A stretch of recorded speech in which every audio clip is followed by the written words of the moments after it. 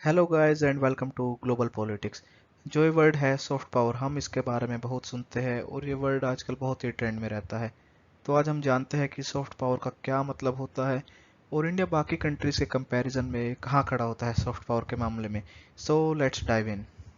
Soft power वैसे तो एक काफ़ी वाइड एंड वेग टर्म है, पर अगर हम इसे एक छोटे से में डिफाइन करें तो हम सॉफ्ट पावर कह सकते हैं इन्फ्लुएंस।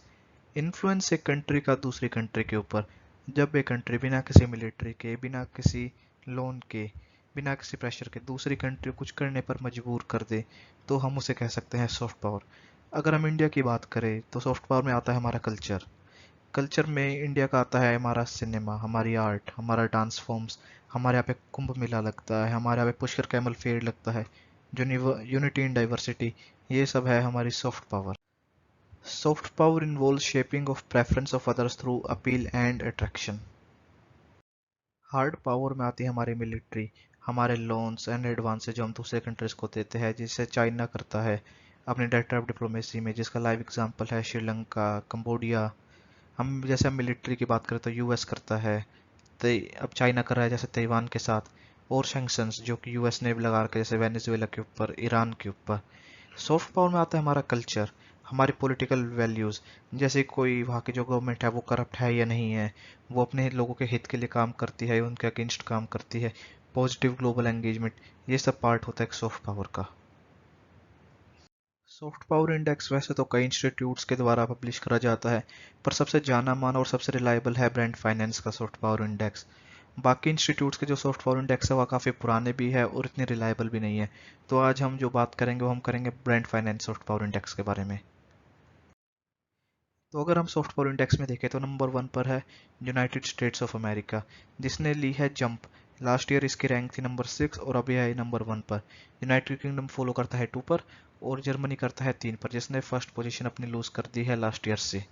अगर हम चाइना को देखें तो लास्ट ईयर था ये 8 पे और अब है सीधा 4th नंबर पे। चाइना ने अपनी एंट्री ले ली है टॉप 5 में। और अगर हम इंडिया की बात करें तो इंडिया यहाँ पर कहा है, इंडिया आता है नंबर 29 पे। इंडिया ने अपनी लास्ट ईयर से काफ़ी अच्छी जंप ली है, 36 से लेकर डायरेक्ट 29 पर। 7 प्लेसेस की जंप है। पर हमें ये भी याद रखना होगा कि जो इससे पहले इंडेक्स था उसमें इंडिया की रैंकिंग गिरी थी और इंडिया की रैंक उससे पहले थी 27। तो अभी भी हम अपनी रैंकिंग के बेस्ट रैंकिंग के मुकाबले काफ़ी पीछे है, तो हमने अभी भी इसमें वर्क करने की ज़रूरत है। पर अगर हम बाकी कंट्रीज के कंपैरिजन में देखें तो इंडिया काफ़ी पीछे है। ब्रिक्स देशों में अगर हम देखें तो चाइना नंबर 4 पर है, ब्राज़ील भी हमसे आगे है 28 पर, रशिया नंबर 9 पर है और हम बस आगे हैं तो सिर्फ साउथ अफ्रीका से आगे हैं। तो हमें इस पर काफ़ी काम करने की ज़रूरत है। अगर हम देखें तो साउथ कोरिया, जो काफ़ी छोटा सा देश है, उसके भी सॉफ्ट पावर इंडेक्स में नंबर 12 है।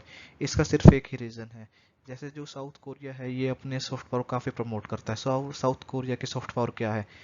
इनका कोरियन डांस, जिसे हम कहते हैं के पॉप। सॉफ्ट आपने इनका फूड के बारे में सुना होगा, किमशी, काफ़ी पॉपुलर है दिल्ली मुंबई जैसे एरियाज में। और इनकी आईटी इंडस्ट्री, सैमसंग, हुंडे, ये सारी कोरियन कंपनीज है। तो साउथ कोरिया काफ़ी अच्छा एग्जांपल है जिसने अपनी सॉफ्ट पावर काफ़ी अच्छे से हार्नेस करा है। सिर्फ अगर हम एशिया की बात करें तो हम एशिया में भी काफ़ी पीछे हैं। चाइना नंबर 1 पर आता है एशिया में नंबर 4 रैंक के बाद, उसके बाद आता है जापान, उसके बाद आता है साउथ कोरिया, फिर सिंगापुर। उसके बाद हम 5वें पायदान पर आते हैं एशिया में और वो भी 29th रैंक के साथ। तो हमें इस मामले में काफ़ी इम्प्रूव करने की ज़रूरत है। हमें एटलीस्ट अगले इंडेक्स में साउथ कोरिया से आगे जंप करके नंबर 3rd पर आना चाहिए एशिया में। अपने नेबरिंग कंट्रीज के मुकाबले में इंडिया काफ़ी अच्छा कर रहा है 29th पोजीशन पे। जबकि बाकी साउथ एशियन कंट्रीज को देखें आप तो मालदीव्स 52 पर है, श्रीलंका 73, पाकिस्तान 83 पर। नेपाल की रैंक भी गिरी है। वो सबसे बुरी तरह से रैंक गिरी है बांग्लादेश की। आपने बांग्लादेश में सुना ही होगा, हिंदूज के खिलाफ अत्याचार होते हैं। अभी उनके मेले मर भी दुर्गा पूजा में जैसे उसका एक लाइव एग्जाम्पल है। तो बांग्लादेश की रैंक काफ़ी गिरी है साउथ एशिया में। ये है सॉफ्ट पावर के मेजर पिलर्स, जैसे business, governance, international relation, culture, media, education and the people of the country. ये सब पिलर्स काफ़ी इंपॉर्टेंस प्ले करते हैं कंट्रीज की सॉफ्ट पावर में। जैसे कंट्री की इकोनॉमी स्टेबल है नहीं है, ईज ऑफ डूइंग बिजनेस है या नहीं है, वहाँ की कंट्रीज के इंटरनेशनल रिलेशन कैसे है दूसरी कंट्रीज के साथ, साइंस में देश कैसा परफॉर्म कर रहा है और उनका मीडिया ट्रस्टवर्दी है या नहीं है। ये सब काफ़ी इंपॉर्टेंस रखता है। इंडिया की रैंक वैसे तो हर डिपार्टमेंट में ही इम्प्रूव हुई है पिछले साल के मुकाबले में। पर इंडिया को जैसे सॉफ्ट, अगर हम कोविड-19 रिस्पॉन्स को देखें तो इंडिया ने इसमें काफ़ी पोorली परफॉर्म करा है। हम देखें तो ऑलमोस्ट 4.5 लाख केसेस आ रहे थे जब सेकेंड वेव हिट करी थी इंडिया को। मीडिया एंड कम्युनिकेशन में भी इंडिया की रैंक कुछ अच्छी नहीं है स्कोर।